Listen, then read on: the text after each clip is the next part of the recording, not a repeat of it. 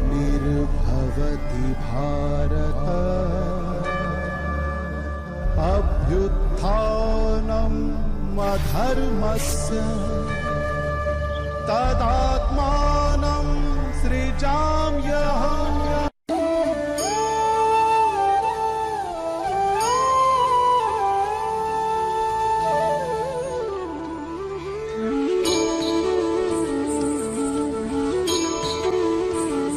कर्म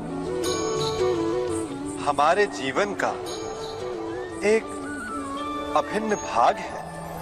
कर्म सभी करते हैं, परंतु क्या कर्म करने से पूर्व एक बार विचार करते हैं?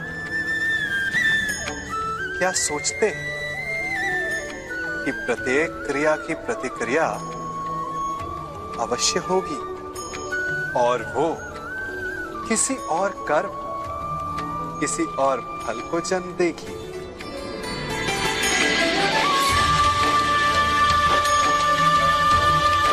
ये झूला एक बार झुलाओ तो लौटकर अवश्य आएगा। उसी प्रकार हमारे कर्म और उसके फल लौटकर आते हैं।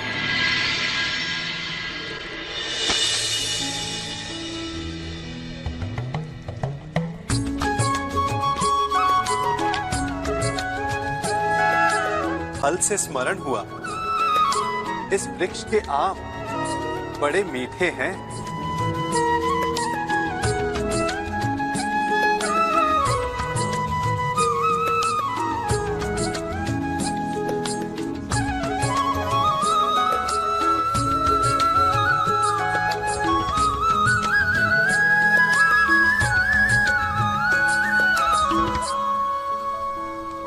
इस वृक्ष को बोने वाले ने कदाचित इसके फल खाने की इच्छा नहीं की होगी। यदि की होगी तो आवश्यक नहीं कि उसने इसके फल खाए हों, परंतु मैं खा रहा हूं। वर्षों पहले किसी ने यहां आम बोए। यदि वो कांटे बोता तो कदाचित वो पांव में चुभते। कभी कभी हमारी पिछली पीढ़ी के कर्मों का फल हम खाते हैं और हमारे कर्मों का फल हमारी संतति भुगतती है।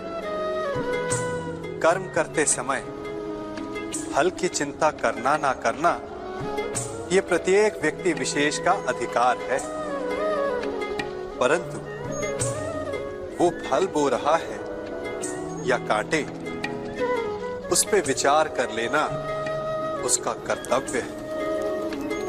क्योंकि मीठा फल मिलेगा या कांटों का दंश सहना पड़ेगा, ये तो आज आपके बोए पर निर्भर करता है।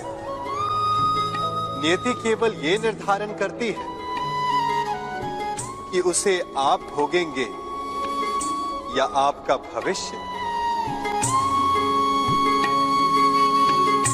कभी किसी के यहां अतिथि बनकर गए हो? क्या अपेक्षाएं होती हैं आपकी? कि आपका स्वागत हो, सम्मान हो, यही ना? अवश्य कि आपका सत्कार करने वाला मन से ऐसा कर रहा है या उसके मन में कोई खोट है? कहीं वो धूर्त तो नहीं? क्योंकि धूर्त का सत्कार भी विनाशकारी ही होता है।